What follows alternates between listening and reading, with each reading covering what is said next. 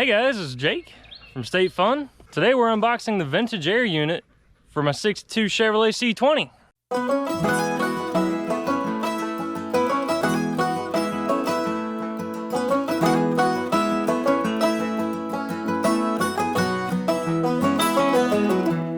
So guys, what I've got here is the evaporator and condenser kit for the '62 from Vintage Air. I don't know which one's in which box, but that's what's in the two boxes.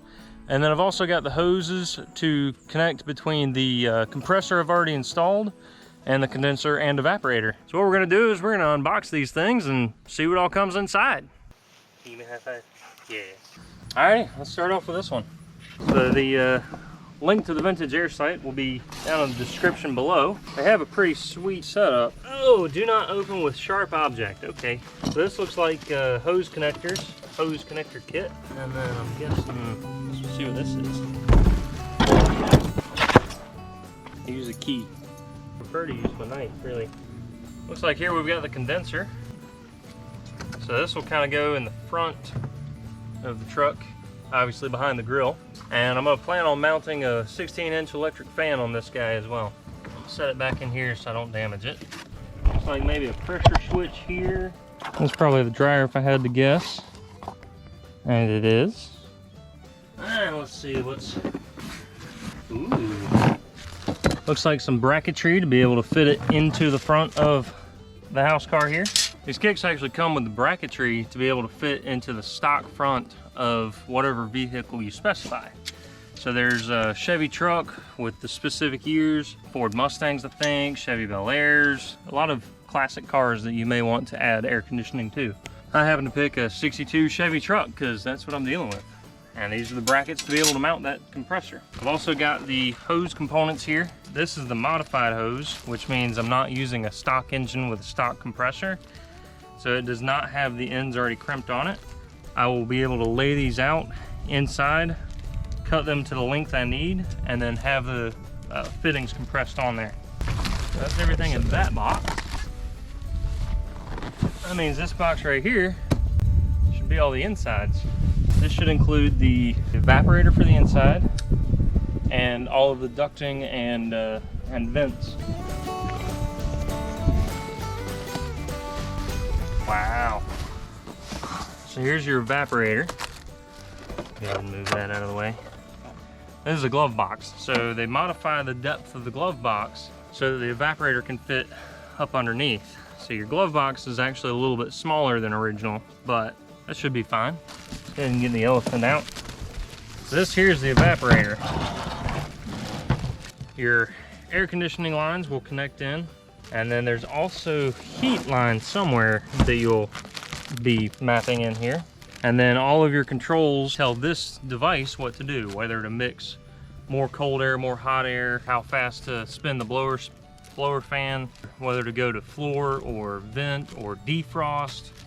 So this is the whole, the beast that gives us the air conditioning inside. Very important part there. Moving on, we've got some vent piping. Flexible. And that may end up going to like either some of the venting or to the defrost vents.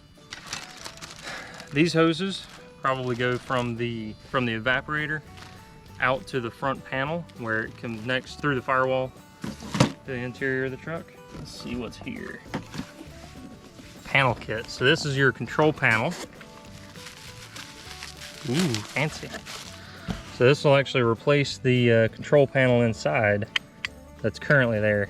And this is what will tell you air off, high fan, medium fan, whether it goes to the dash, the floor, or the defrost, hot or cold. It's really nice that this fits in the original space. Keeps it nice and clean looking. Here we have some more ducting, a bunch of wiring, instruction sets, hose clamps, some bracketry for mounting the device, the evaporator kit inside, more bracketry. So this will be the piece that actually mounts to the bottom side of the dash.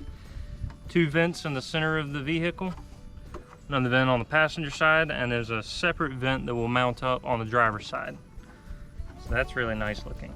That's interesting. It actually has different inlets for each one, instead of being one inlet to the whole plastic piece and just flowing through there. That's cool. That's actually really nice.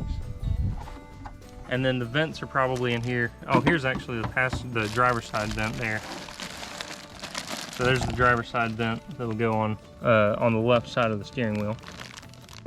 And I'm sure the vent covers are in here somewhere as well. So there's a nice, I believe it's a chrome insert that'll go into these slots to give it a nice, nice look. All right, so now we'll start unpackaging some of the other components. Hopefully this will be some of the more exciting items because they're what's actually going to be seen inside the vehicle. So here's the driver's side vent, the vent covers.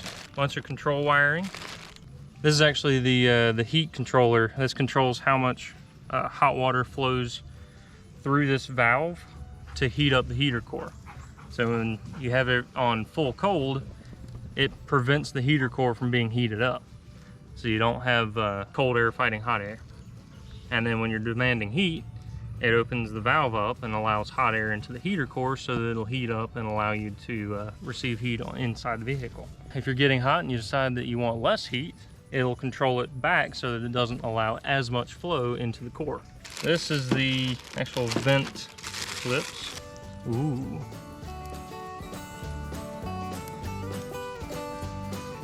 So they go into the vents right there.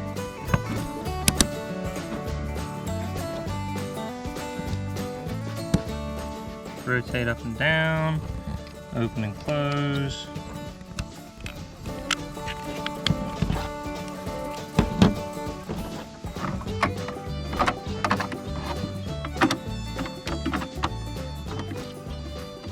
Well, I was going to snap all these in, but then I realized I actually need to be able to have them out so that I can access the screw holes to be able to screw this up to the bottom side of the dash. So I kind of popped them in a little bit just to see what it looks like, and I think it's going to look great.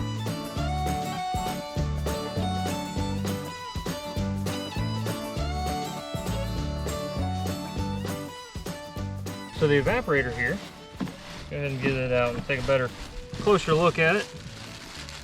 That's gooey. Interesting. Watch out for the goo. All right, so looks like it's got, I'm gonna bet these are outlets for the vents, since there's 4 vents, 4 connectors there.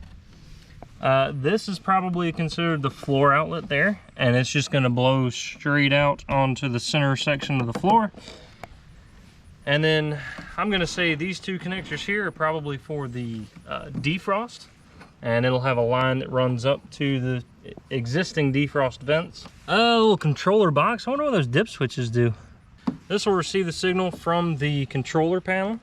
So this actually just stays bundled like that. And the wiring harness has connector pins that connect to these 2 pinouts there. And it looks like this is probably, coil lines are under pressure. Please remove caps carefully. So I'm gonna say this is probably our heater connection, heater core inlet and outlet. And then this is probably our air conditioning pressure lines for high pressure and low pressure. Again, here's the controller for the blower fan.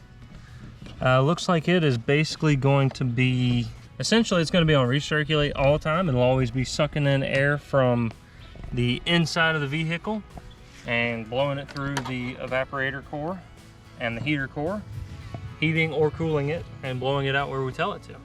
That's actually kind of nice because I like when vehicles recirculating the air that's already there, because you don't get all the crazy smells from outside.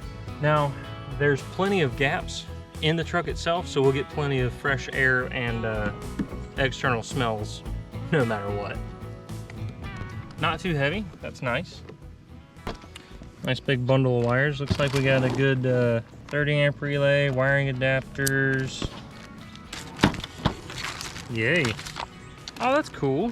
So they actually give you like spade terminals and ring terminals to be able to use if you need to make up your own wiring. That's actually really cool.